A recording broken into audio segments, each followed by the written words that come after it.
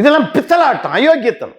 பெரியார் நினைத்திருந்தால் ஈவிகே சம்பத் அவர்களை அந்த இயக்கத்துக்கு தலைவனாக்கியிருக்கலாம். இவ்வளவு சொத்து இருக்குது, நம்ம விட்டு போறோம், நம்ம ரத்த சொந்தம். இவங்கெல்லாம் கீழ்த்தரமானவன், மிக மிக மிக மிக கீழானவர்கள். அதாவது இவர்கள் சாக்கடையில தான் இவனுங்க மூளை இருக்கும். யாரு? என் புள்ளதான் அடுத்து வரணும்னு ஒருத்தன் நினைக்கிறான்னா அவன் மிக கீழ்த்தரமானவன், அவனை விட கீழானவன்.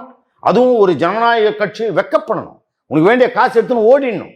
எவனாவது கட்சி இருக்கட்டும், சாவட்டும். புரியுதுங்களா? ஆனால் இவர்கள் தன் மகன் தான் வேணும். அந்த ஆள் நினைக்கிறான், கருணாநிதி நினைச்சிருக்கான், திட்டம் போட்டிருக்கான், வைகோவை அனுப்பியிருக்கான். புரியுதுங்களா?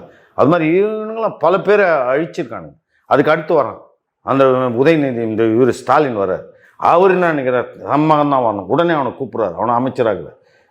அந்த இவர் அடுத்த மகனையும் கூட்டின்னு வரான். இப்போ இவனுங்கெல்லாம் யார்? இதெல்லாம் எங்களை மாதிரி ஆளுங்களுக்கு பார்க்கும்போது கீழ்த்தன்மை, வாந்தி வர்ற மாதிரி, அயோக்கியம். என்ன இவனுங்கெல்லாம் மலத்துக்குள்ளே இருந்துக்கிட்டு ஏதோ ஓவியம் வரைகிற மாதிரி எங்களுக்கு தோணும். அதெல்லாம் இவனுங்களால் அதெல்லாம் சொல்ல முடியாது. முதல்ல இதெல்லாம் சமூக நீதியும் அல்ல.